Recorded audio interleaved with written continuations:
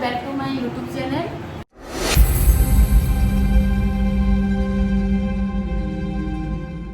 तो आज आम हस्पिटाल रही 3 दिन होगा। अबिका नर्स मैडम आसी डाकिया ड्रेसिंग करने जी। तो ता पूर्व मुझे ब्रश करके फ्रेश हो पलि आसली जेहतु गाधे पारि ना जो जगह ऑपरेशन से जगह पानी बाजी घास उठना तो से धोई धाई होगी ब्रश कर पलि आसली। अबिका टे फ्रेश है सजबाज मानने सजबाज न खाली टे लगे जी ओटी की ड्रेसिंग होगी आसी आम घर को जीवु। अबिका समय आसिक 9:30 पर है मुझे जाए मिनी टे लगे देगी ड्रेसिंग करके आसी 3:30 पुणी बाहरी आप कंटिन्यू रखी। फाइनाली टे फ्रेश हो गली मिनी टे लगे देखे जाऊँगी ड्रेसिंग करने ड्रेसिंग करके आसी पुणी बाहर के घर को जीवु। चलो चलो यहाँ हूँ से हस्पिटाल जो मो ऑपरेशन है वर्तमान स्वामी मोर बस यहाँ माने डॉक्टर चैम्बर यहाँ है ओटी यहाँ ओटी यहाँ ओटी ये ऑपरेशन होते आइले आइले दीदी तले रोसई कर खाऊ डाक नहीं आसे आउन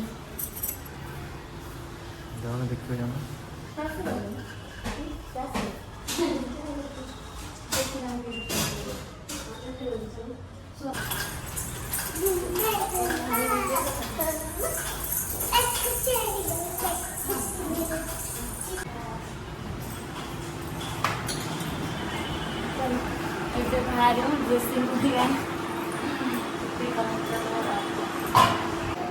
आम ए बाहर रेडी हो गले गोटे सार रेडी हो गले एपटे मो झी भी रेडी होगा। वर्षाटा हूँ छाड़ू कौन कर जदि वर्षा हो ओदा खराब हो पाउलिया पाग कर वर्षा झिप झिप पकाऊे बर्तमान छाड़ी जाए वर्षा।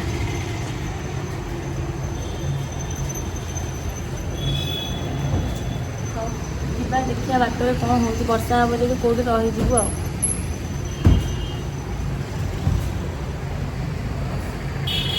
सकाल खिया भी है किसी गले कौटी बाट में खाई पुणी मेडिसिन खाइबी।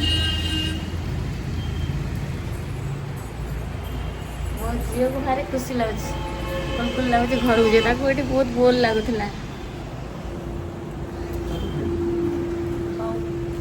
चलो जीवा ए लेट है 11 बजला। चलो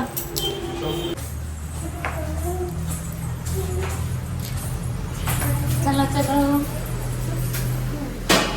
गाड़ी भीतर रख दिला। चलो चलो तो गाड़ी बाहर करदेलु बैग पतर नहीं सब टंगे दे आग आसला बेले बैग मो धरिक आसली ये धरिक जापर झील मझे बस देख तो पाग केमी है मुझे स्टल घोड़े पड़ी वर्षा हम जदि ओदा है। चलो गोटे नौ हाँ धरती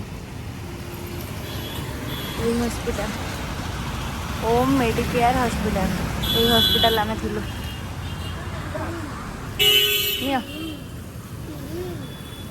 देख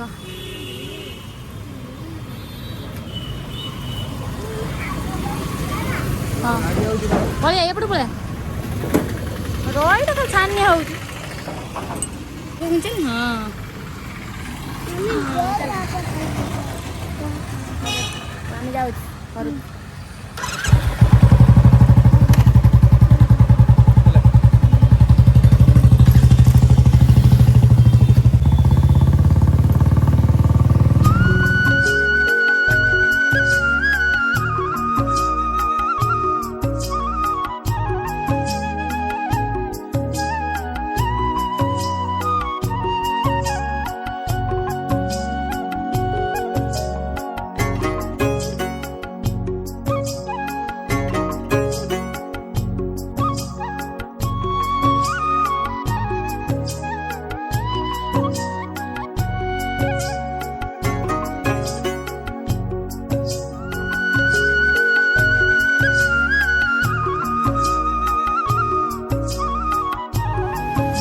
आमे ଏବେ ଆସି ଗୋଟେ ହୋଟେଲ ପାଖରେ ରହିଲୁ ସେଠି ଖାଇ ପିଇକି ପୁଣି ବାହାରିବୁ କ'ଣ ଆଗକୁ। ଖାଇବୁ?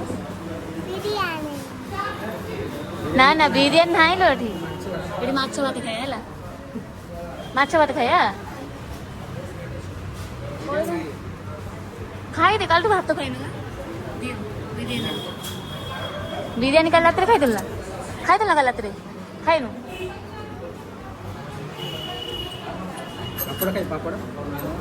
ପାପଡ଼ ଖାଇବୁ?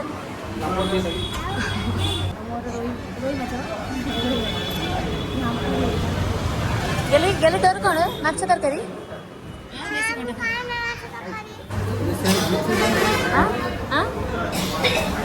ଗେଲି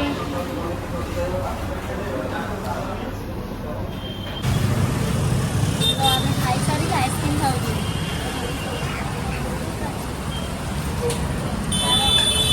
କ'ଣ ଖାଉଛୁ?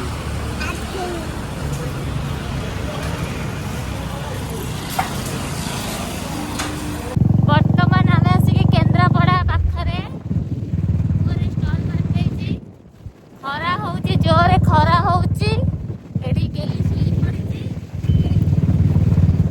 ତା ବାପା ଯାଇକି ଟାଙ୍କି ଉପରେ ବସିଛନ୍ତି। ଆହୁରି ଘଣ୍ଟେ ଲାଗିବ ଆମ ଘରେ ପହଞ୍ଚିବା ପାଇଁ। ଖରା ହଉଛି, ଆମେ ଭାବିଲୁ ବୋଧେ ବର୍ଷା ହଉଛି ସିଆଡ଼େ, ଇଆଡ଼େ ଦେଖିଲା ବେଳକୁ ଖରା ହଉଛି। ତ ଆମେ ଆସିକି ଏବେ ପହଞ୍ଚି ଯାଇଥିଲୁ କେନ୍ଦ୍ରାପଡ଼ାରେ। ତ ସେଠି ଟିକେ ରସାବଳି ଦେଖିଲୁ ବିକ୍ରି ହେଉଥିଲା। ରସାବଳି ଟିକେ ଘର ପାଇଁକା ନେଇକି ଯିବୁ। ମୋ ପାଇଁ ତ ପାର୍ସଲ୍ କରିଦେଇଥିଲୁ, ଆଉ ଆମେ ଏଠି କିଛି ଅଲଗା ଆଣିକି ଖାଇ ଦେଇଥିଲୁ। ଗେଲି ଗେଲି ଆଉ ଖାଇବୁ ନା?